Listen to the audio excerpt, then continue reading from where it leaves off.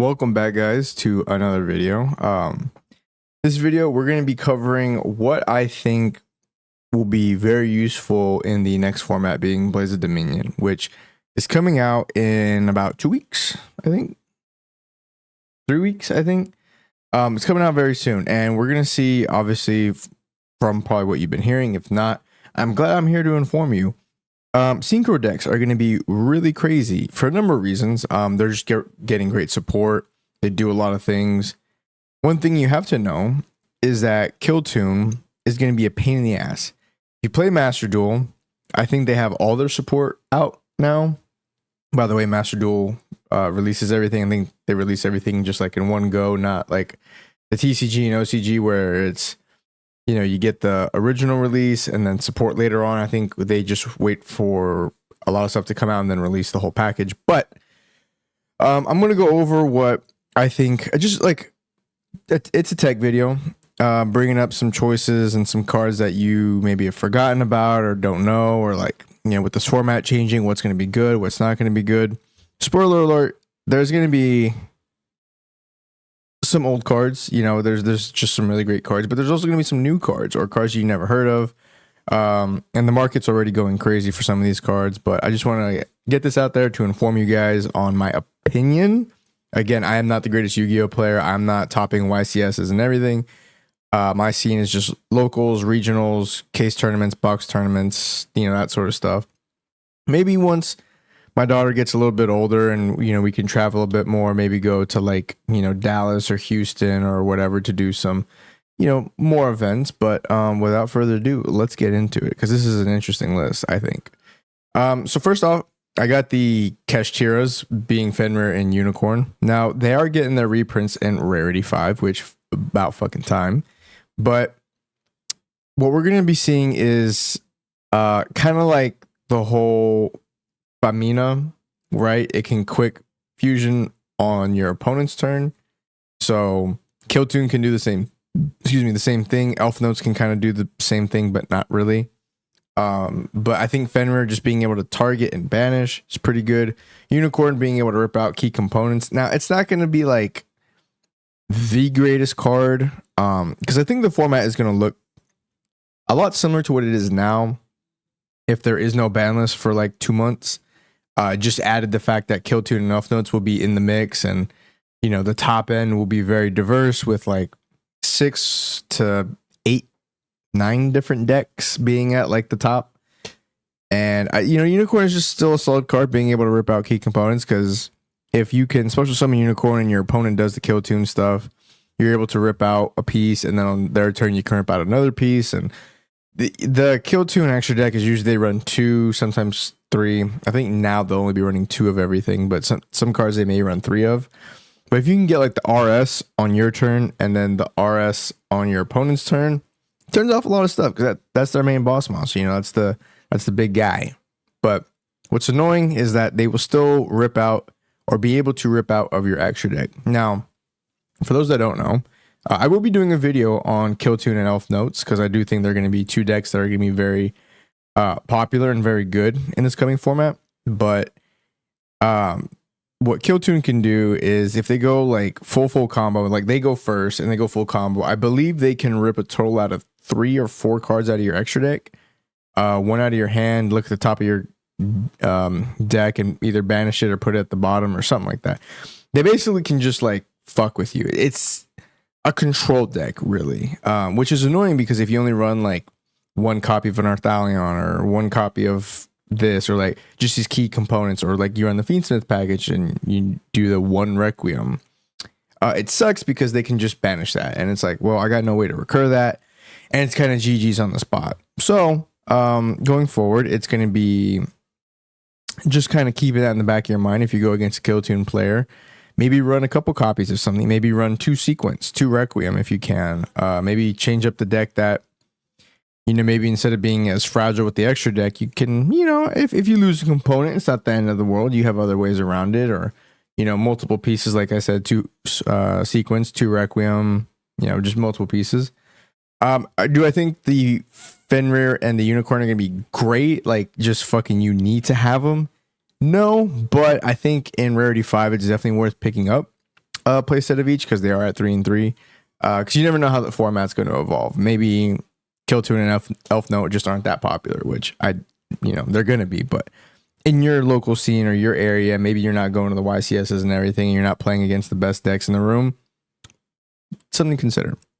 Now, one thing that is going to be coming back, and it's just more so of like cards that can do this, because there's a lot of monsters, a lot of spell cards, trap cards that can do this, is Book of Eclipse. Now, Book of Eclipse is non-targeting, and I believe Kill Tune has a way to protect targeting. Book of Eclipse, or anything that books material that they can't synchro off with, especially against an end board, there's a couple ways. We'll get into the board breakers. You can see, down the road. I'm going to go down the list, and for my reasoning, unless you just want to look at this and see all the cards here and be like, oh, okay, whatever. But I'm going to go through my reasoning for each one. But Book of Eclipse and anything that can book material, because we are still in a fusion format, so it doesn't really matter against Draco Tail or Albaz decks and those Gooslops, whatever. Being able to book materials for like synchro monsters is definitely a pain in the ass, especially when it's like I need to control something face up and show that I can control something, so I can then extend from the hand. If you're able to just like book what they have, it can just like shut them down right there. And off of that, I will always say that Spellbound is a decent card. It's a very budget-friendly card, I believe. All face-up monsters your opponent currently controls cannot be tributed or used as fusion, synchro, Xyz, or link material until the end of this turn. So basically locks down their board, right? Which is any board, because if you're going against synchro deck or fusion deck, Xyz deck, link deck, it covers a lot. You can hit this with Malice in a couple key places. You can hit this in any rank 4 spam package like the Automatopoeia deck. I do believe this is a really great card. If used properly at the right moment, this card can shut a lot of things down. Especially the link monsters, you shut down the link zones. They can't extend. They can't keep going because that link card can't be used. So they can't just keep going and going and going, or it puts them in a lot of tough spots. So yeah, so anything that can book a moon, and then just Spellbound as an honorable mention is just like always a good card. I have 3 copies somewhere. It's a really great card. Now, next category is the Solemn cards. Solemn Warning just being great because if a spell or trap card or monster effect is activated that includes an effect to special summon a monster, pay 2,000, negate it. It's a great card. Kill Tune has a lot of things that will be synchro summoning or special summoning. We're getting a trap later on. I think it's actually out of this. No, I think it's later on. I'm not sure. Those are trap cards. It's like a hand trap, I believe, to synchro summon, which is crazy. But yeah, any of the Solemn cards, just great. Solemn Judgment being at 1 is still a great card, given that it's I don't know what the format's going to devolve into, what kind of degeneracy is going to happen, but being able to just have those key pieces, being able to just stop that board break or that evenly matched or whatever. But we are still getting Solemn Report, which, if you don't know, is coming out in Blazing Dominion. It's another counter trap. It's another Solemn card. I'll read it to you so you know what it does. Crazy card. A lot of people are running this in the OCG.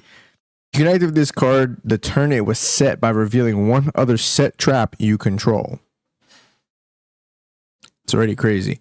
When a spell / trap is activated, apply one of these effects. You can either pay 1,500, negate the activation if you do destroy that card, and if you do for the rest of this turn, neither player can activate cards or the card's effects with the same original name. Pretty good effect. Or you could pay 3K, negate the activation. If you do banish that card, then your opponent banishes all cards with the same name, with the same original name from their hand and deck. That is what is being used primarily. So if, let's say, they normal summon Ice Rizul and they use the effect, and I pay 3K, negate the activation, and banish it, I banish all the copies of Ice Rizul on their in their deck, in their hand, the field, everything's banished. So that card is completely eliminated from the game, unless it's not banishing face down. So there's other ways to recur it if you could. But yeah, that's a crazy effect. But it can also be activated the turn it was set. So you can go standby main, set, and then you can just use Solemn Report. what this also protects is against hand traps, right? So if you go set, and then you can just have Solemn Rapport just ready to go. I believe so. Great card, great card. I hope this is like a common or super. Please don't put this as an expensive card, Konami. Please, please, please. I know it's already printed. It's already out there. It's in the boxes. It's going through distribution right now. Please don't make this an expensive card. It might be. But continue on with counter traps. We have the classics, Dragon's Mind. Guys, just keep in mind that this card exists. It's got its reprint in Rarity 5, so you can get a decent, ultra or secret version of it now that it's not a common. It originally came out of common, so it's a super cheap card, but this is just a counter trap. But you have to control a monster with 2,500 original attack or defense. Great card. And then if this card is in your graveyard, you can pay 2,500 life points to set it again. But when it's used again, it goes to the banishment. So it's got great recurability. You can use it twice. Vanadium Reframing. Keep in mind, guys, you don't need to control anything specific, just a synchro monster. So if you control a synchro monster, you can then activate this card. You don't need to tribute it or anything, as long as you control a synchro monster, not specific, which is great. Now, going through all that, we're going to go over some of the hand traps that I think are going to be really prevalent and really good. What's not on here is Nib. I think Nib is an honorable mention. I'm not sure how great it's going to be going into the Kill Tune and Elf Notes in the next format. I'm not sure what the ban list is going to look like, what decks are still going to be popular and stuff. So Nib is just kind of an honorable mention. If you don't already have 3 copies, pick up your copies. Just have it as a staple. It's probably definitely going to be like a side deck card, right? Given that Blazing Dominion's bringing out so much support. And there's not really a whole lot of Omni Negates unless a lot of people are playing the Dragoon package, which puts up 2 Omni Negates. Nib an honorable mention. But Ash and then Ghost Bell, I think are going to be really great. Given the fact that Kill Tune, a lot of their stuff, you can Ash and then Ghost Bell because their effects are just like Wanted, where you can either search from deck or add from graveyard back to hand. So even if you don't have an Ash, you can still Ghost Bell the same card that you would want to Ash, which is quite a few cards. So I think these 2 are going to be very popular. I think we're going to see this as like a 3 of in everybody's main going forward. And I don't think Ghost Bell is too much of a crazy card. I don't think it needs to get like limited or semi-limited in any capacity. I think Ghost Bell is a decent card. I think, Ash for what it does just covers so much. I think these 2 are just going to be like great staples to have. Dino Wrestler is just, I think, going to be a decent card as a side deck card, because you kind of threaten some boards. You can special summon, go battle phase, and the synchro players are going to start going off because they're like, oh well, I don't want them to beat over material because I need that monster to then climb up or do something else, and then you're forcing out more effects, and then you can obviously just tribute Pank for cost and then target pop something, which is great. Another decent hand trap, I guess. But what are going to be good is the next 4. So we got Retaliating C and Contact C. I think these 2 are going to be great, given the fact that Kill Tune, a lot of their stuff needs to resolve in the graveyard. So a Retaliating C, because they do have, I think, 2 cards, maybe 3, where it's a spell card that either special summons or adds to hand. And if it meets one of the clauses, obviously you can use it. But Retaliating C is going to be super annoying because they get all their effects when stuff goes to the graveyard. If it gets banished, they don't get any of the effects. They don't get any of the recurability. They can't, do the whole like yummy type thing where they tribute and then, special summon and do all that stuff. It fucks up because they don't get their materials. So, and then Contact C is just like, hey, kind of shuts them down because they have to. It's such a weird, level and attribute and everything. It's not something that they're going to be easy to go off of. There are ways to get around Contact C, obviously, but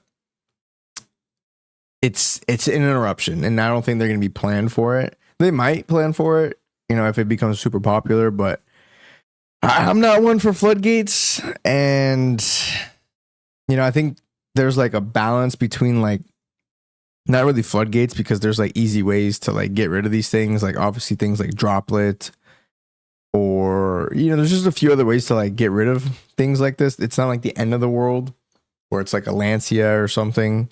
But yeah, these 2 cards, cheap, easy, pick them up, think about using them. Maybe if they get too popular, or maybe like the Kill Tune, Elf No, everything is, too popular at your locals. Maybe give these a try and see how you do. And going off of that, I think Delta and Gamma are going to be really great just because there's a lot of monster effects. They can do a lot of stuff on your turn. Delta being another great one because there's going to be a lot of, Delta takes care of a lot of decks, with the Brennan Fusion, with the synchro summoning, with the quick synchro of Kill Tune and their spell cards and all that. Delta and Gamma, I think, are going to be great. I'm hoping Gamma comes back to 2. Hopefully. But I think these two are going to be great. Now we're going to be kind of touching board breakers / floodgates, which, yeah, whatever. Just Called by the Grave. Play Called by the Grave. It's going to be great because Kill Tune players will be able to have interruption on your turn. And if you ban one of their key pieces out of the graveyard, they can't use it for their turn. So when you pass, that card's name is still negated for their turn. So good interruption. But now onto the floodgates. I will always say Gravekeeper's Inscription is a great card just because it covers so much. It gives you so many options. And you can look at a card like this and say, what's going to be really popular is neither player can activate card effects in the graveyard. If you're a deck that doesn't really care about that, you should absolutely pick up 3 of these and be playing it. Or neither player can special summon monsters from the graveyards. Those two are such great pieces of interruption given that there's so many decks that care about the graveyard. And it's not like a crazy effect because it's the first thing you have to do, so you can't like thrust into it or anything. It shuts both players down, not just one. But the advantage is if you play a deck that you don't care about activating card effects in the graveyard, then that's just a huge benefit to you, and it is kind of a floodgate to your opponent. So, always a great card. I will always praise this for being a 3 of. You should have. Comes and goes in formats. I get it, but maybe you've got some use case scenario you can use it in. Now, what I think is going to be used a lot, which I hope gets banned because it is just a stupid floodgate, is Grisali Prison. However the fuck you pronounce it. And it reads, if you control a face-up monster that was tribute, ritual, or fusion summoned until the end of your opponent's next turn, neither player can synchro or Xyz summon. Synchro and Xyz monsters cannot attack. Also, their effects are negated. That's a floodgate. That is a shitty floodgate. That is a stupid floodgate. As long as you control like 4 different types of monsters or 3 different types of monsters, which are really popular and easy, by the way, your opponent can't do anything and they're locked out of synchro and Xyz monsters. This card will come. I get it. I don't like it. It's stupid. I think people are going to absolutely be using this. So if you plan on playing one of the synchro decks or an Xyz deck, if you play an Xyz deck, I'm sorry, you're just caught in the crossfire. You're going to get shit on just because you exist, but this card will be popular. I already can tell. It's thrust target. It's stupid. On that, which has already gone up insane, is soundproofed. This card can only be activated at the start of main phase 1 and only if you control no face-up synchro monsters. Not that difficult of a clause. Neither player can special summon a synchro monster until your opponent's next end phase. That's stupid. That's basically just a shake and we'll go to next game because I hope these 2 cards do get banned off the face of the earth. I think it's stupid. Of course, these cards do exist. And if you're trying to play, I don't know, Heroes, or you want to play Dark Magician, then, hey, this gives you a little bit of an edge against the meta decks, which is cool and fine. I think that there's other ways to go about it, but these cards do exist. This one, soundproof, I already know is expensive. It's like $15-20 already, which is crazy. But we're seeing that Konami is not really doing floodgates like this anymore. They're not really printing cards that shut down a complete thing for multiple turns or even a turn. They're not printing cards like this. A little controversial because the tunes are getting kind of crazy support, and we're also getting a continuous trap that searches other continuous traps, which are all floodgates, really. So kind of seeing how that one goes. But yeah, those 2 cards exist. And then also what's being used and kind of shuts a lot of things down is Sekka. It's a level 4 Light Thunder monster, which I believe can be searched in the certain decks coming out in the future. It cannot be special summoned, so you just gotta normal this bitch. While you control no set spells traps, neither player can set spells traps nor activate spells traps that are set on the field. Floodgates, we love them. It's nothing crazy. This is definitely just a like a win more kind of thing. But in the red scenario, this actually can just shut down a lot of stuff because it's like the things that are already set on the field, special summon this, or sorry, normal summon this, and you shut down your opponent's back row. Not to say you can't just like, you know, Duster or Storm, but they wouldn't also be able to react to this. I don't know. This card exists. Again, my opinion, I'm not the best Yu-Gi-Oh player. I'm just throwing this out there for you guys so you guys know these cards exist to either use them or be used against you and you have the knowledge of what they do or what is out there. And again, this isn't like a everything list. This is just my own list, what I put together, what I think is going to be good, not good, used, that sort of stuff. Next is Crown and Droplet. I'm putting these in the same category because they kind of do the same thing, but not really. Crown, just being able to create a center block on your opponent's board, just like Spellbound. But Crown just has multiple uses. Like I recently went to the low rarity 5 mat tournament at my locals, and I won a game. I was actually going to lose that game. I was going against Gem Knights. I was going to lose it, but I had Crown set in the back row, and as he was going to attack me, I crowned his monster, and it just became a brick. And he thought it was like Droplet, where it just negated it or made it 0. No, it's just you can't activate effects. It becomes a brick. You also can't respond with monster effects because he was going to negate it with the Gemini monster in the graveyard that negates spells and traps, I think it is. Couldn't do anything about it. So I know Crown is kind of expensive. It's gone down a little bit. I think it's like $50-$60 in that range now. Not like the 75, 85 range that it was. But I think Crown's going to be a great card. It creates a brick because it not only negates the effects, but that card cannot attack. Also non-targeting, by the way. Negates the effects, cannot attack, cannot be destroyed by battle or card effects, unaffected by activated card effects except its own, cannot be attributed, cannot be used as fusion material, synchro, exes, or link. Fucking great card. Great card. If you can pick up 3, try to use them. Phenomenal card because you can use this as offense or defense. Goes both ways. And then Droplet being able to just cut off key components. If you pitch like a chummy or some monster effect and they can't respond with a monster, it kind of like, oh man, this is really putting a dent in my strategy because I need to tag out with this synchro monster or I need this to do more. So yeah, Droplet and Crown, great cards. Getting into some of the board breakers now though. Ultimate Slayer is going to be a really great card because there's good synchro pitches for it. There's Malong, and I didn't put him here, but we got Malong here. Cloud Beast, great card. So when this gets into the graveyard, you can target one face-up card your opponent controls and return it to the hand. Great. So it's good for clearing back row if you're already doing that. Ultimate Slayer, they can't respond, cannot activate monster effects in response to this card's activation. So I think it's going to be a good way to clear boards, especially with the synchros. There's also like the wind. Where is it?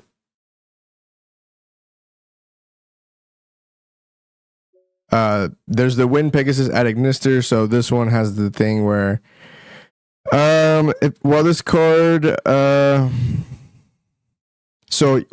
in the graveyard, you can banish this card, then target one card your opponent controls and shuffle it into the deck. Also a great card, kind of does the same thing, whatever. There's also Packbit. I cannot type Packbit. This guy will you can pitch a card out of your hand and then crystallize one of your opponent's monsters in the back row. So pairing this with Ultimate Slayer, which is already going to get rid of something, and then one of these guys being able to just do what you need to do, take care of a maybe back row piece, shuffle something back into the deck, crystallize a monster. There's good stuff here, guys. Great card. Ultimate Slayer has been reprinted like multiple times. No reason why you shouldn't have it. Continuing on with the board breakers, Super Poly I think is gonna be really good. The popular monster that's being bought out right now is Sea Monster of Theosis, which just requires 2 tuners. And if you don't know what Kill Tune does, they're all tuner monsters. That's their gimmick. They all are tuner monsters. So whatever end board they have, you Super Poly the whole end board away, and you got a 22 beat stick, which is also crazy because it's also a level 5. I don't want this to become popular in the K9 Vanquishal decks or any K9 variant, but you know, it's a level 5. What are you gonna do? You know, it's there. So cool. Moving on. Evenly matched. I'm just gonna always say this is great. Forces a response. If not, I don't think any of the decks have a way to negate it if they're not playing the Dragoon package. I don't think so. Evenly matched is just gonna be a great card. Best form of removal. Just like evenly matched, Gravekeeper's Inscription and Spellbound, I will always praise for being good cards. Now I can throw Crown into the mix as well. I don't think Crowd will ever see a use case scenario where it's like, oh man, I wish I had something instead, or they're just really great cards, and they're generic great cards you can just slap into any deck and call it a day. And then just back row hate. Lightning Storm, now that it's back at 3, kind of doubles up as a back row or front row removal. Mostly going to use for back row because if the Kill Tune players have like their stuff set, their field spell set and all that stuff, they want to keep all that up. It forces a response. Either they got to negate it or they got to blow through their effects so they can actually just, still use it or lose it kind of thing. But yeah, back row hate. I don't think Cosmic's going to be really great. There's no reason for it. I'm hoping that on the next ban list that Heavy Storm comes back. That way we can see more forms of removal. But yeah, guys, that's all I got for this video. Definitely was one I wanted to get out just to show you guys what's out there, what's going on, and keep you guys in the know because information is power. I do got another one coming out very soon about the decks in the format coming up. I'm excited for that one because I will be playing one of them. But yeah, I also want to thank you guys if you guys made it this long into the video. I also want to thank you guys if you guys made it this long into the video. One, thank you just for liking and subscribing and everything. We're almost at 100, which is still to me just crazy that I do this for fun. I don't do this for numbers or anything or views. I just do this for myself. It's a good way to just kind of relax. It's nice to talk about a hobby of mine that I really enjoy, and it's good to see that you guys are engaging. I think the last video was very engaging. We got like 8, 9, 10 comments or whatever. And you guys were just all over the place. You guys had things to say, things to recommend, agree, disagree. And I like that. It's great engagement. I love y'all. I appreciate y'all. If you haven't already, go ahead and subscribe so we can hit that 100. I don't know what I'm going to do for 100. Like I said, I never really thought of this as like a thing I'd be doing or celebrating, or thought I'd make it past like 10, 20 subscribers. But I definitely, I'm interested now to see if we can hit 100. So if you haven't yet, I would appreciate a like and subscribe. And yeah, I love you guys. I'll see you guys in the next one. Peace.